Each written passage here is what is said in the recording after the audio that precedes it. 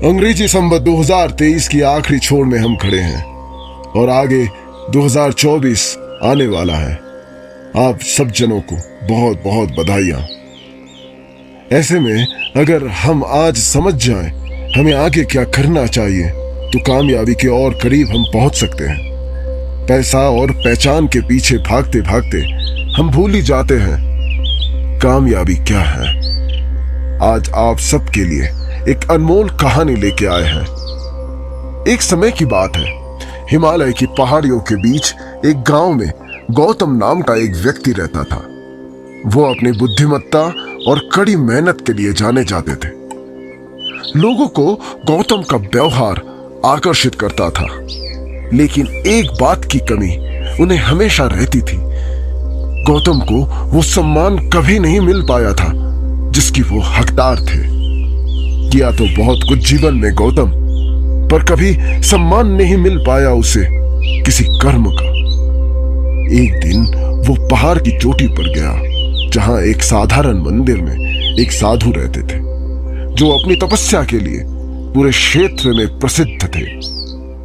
जैसे ही वो साधु ने गौतम को अपनी ओर आते देखा, उसने बड़ी मुस्कुराहट के साथ उसका स्वागत किया और बहुत प्यार से उसे बैठने के लिए कहा।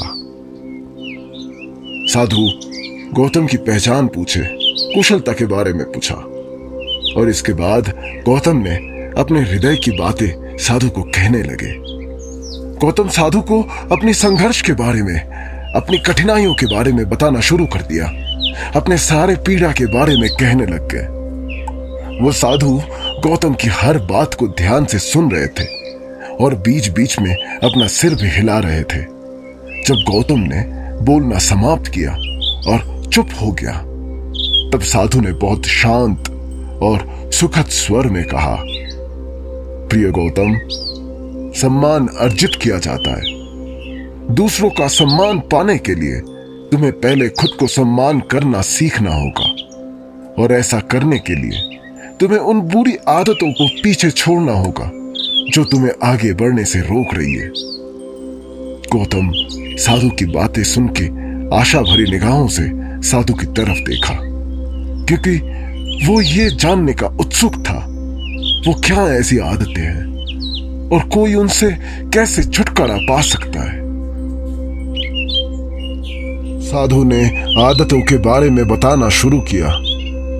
बाबा ने कहा, गौतम, सबसे पहले तो काम को टालने की आदत, इसे छोड़ दो। तुम करते तो बहुत कुछ हो, पर तुम्हारा आलस्य तुम्हें समय से पीछे ले जा रहा है। आलस्य करके काम को टालने से तुम खुद को आगे बढ़ाने और महानता हासिल करने के अवसरों को खो रहे हो। याद रखो, अगर तुम उस काम को टाल रहे हो तो कोई दूसरा उस काम को करके उस सफलता को छीन के लेके चला जाएगा और तुम्हारा सपना सिर्फ सपना ही रह जाएगा। इसलिए अनुशासन बनाओ और अपनी जिम्मेदारियों को पूरा मन से निभाओ। बाबा कहते जाते हैं, दूसरी आदत है लोगों को परखने की आदत। हम किसी वस्तु को बिना जाने या अच्छी तरह से अध्ययन किए बिना उसके बारे में एक विशेष राय बना लेते हैं और अक्सर ये सोच नकारात्मक होती है। राय बनाने का मतलब है फिर हम उस व्यक्ति को उस नजरिए से देख नहीं पाएंगे और हमारी नकारात्मक सोच हमारी सामाजिक दृष्टिभंगी के लिए भी हानिकारक बन जाता है और हम उस व्यक्ति को, उस वस्तु को या उस स्थिति की मूल प्रकृति को समझने में असफल हो जाते हैं। किसी को भी अच्छी तरह से जाने बिना या किसी भी स्थिति को समझे बिना हमें अपनी नकारात्मकता नहीं बनानी चाहिए या उसके बारे में सकारात्मक सोच को त्यागनी नहीं चाहिए। साधु ने जो तीसरी आदत बताई वो है कि हर बात पर दुखी होना बंद करो। हर स्थिति और हर चीज तुम्हारे नियंत्रण में नहीं हो सकती। सब कुछ हमारी इच्छा के मुताबिक होगा ऐसा असंभव है। हमेशा कुछ ना कुछ ऐसा होगा जो हमारी इच्छा के खिलाफ होगा। इसलिए जो चीजें तुम्हारे नियंत्रण में नहीं है और जिनके लिए तुम कुछ नहीं कर सकते, उसके लिए दुखी होना बंद करो।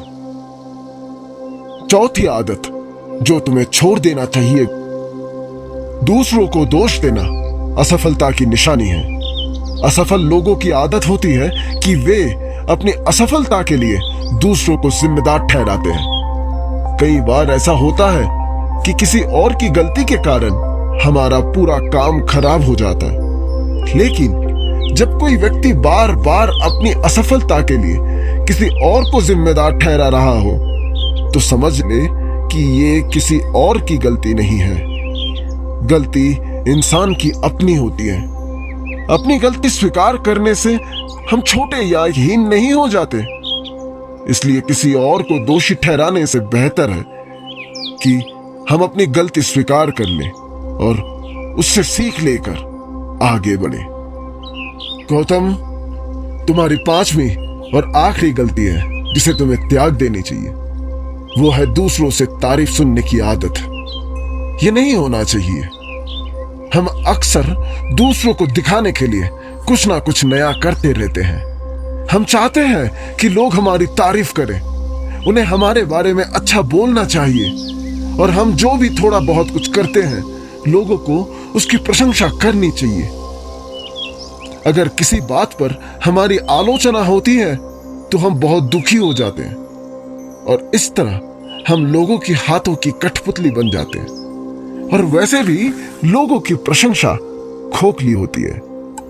लोगों की प्रशंसा और बुराई से प्रभावित होकर हमें अपने जीवन को व्यस्त नहीं करना चाहिए। गौतम, साधु कहता है, क्या तुम समझ पा रहे हो गौतम मेरी बातों को? तुम्हारा विचार क्या है? क्या सोच रहे हो तुम गौतम?